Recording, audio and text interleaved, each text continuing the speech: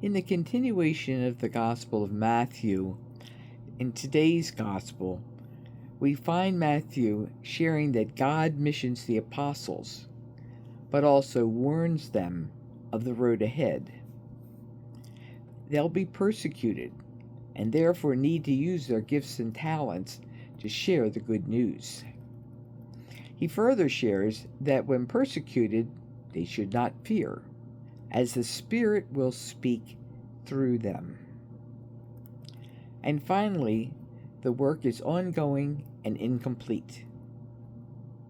As I prayed with today's readings, I come back to the state of our church and the schisms afoot. Globally, Pope Leo recently excommunicated members of the St. Pius X order. The American Catholic Church has waning membership, and locally, many of that church have stopped attending Mass. Trying to find our voice in the church today is always confounding. We're often concerned with the thought of being judged by our peers. Today's readings help remind me that our work as followers of Christ is always ongoing and incomplete. I often share the following prayer with those who are unsatisfied with their efforts not taking off immediately. I ask them to remember that we are all workers. We're not messiahs, but we all must do the work.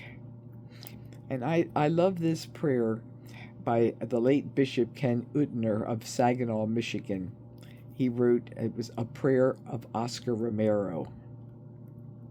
And I'm going to quote it in its entirety. It helps now and then to step back and take a long view. The kingdom is not only beyond our efforts, it's even beyond our vision. We accomplish in our lifetime only a tiny fraction of the magnificent enterprise that is God's work. Nothing we do is complete, which is a way of saying that the kingdom always lies beyond us. No statement says all that could be said, and no prayer fully expresses our faith. No confession brings perfection.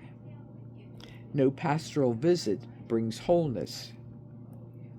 No program accomplishes the church's mission. No set of goals and objectives includes everything. This is what we are about. We plant the seeds that one day will grow. We water the seeds already planted, knowing that they hold future promise. We lay foundations that will need further development. We provide yeast that produces effects far beyond our capabilities. We cannot do everything, and there is a sense of liberation in realizing that.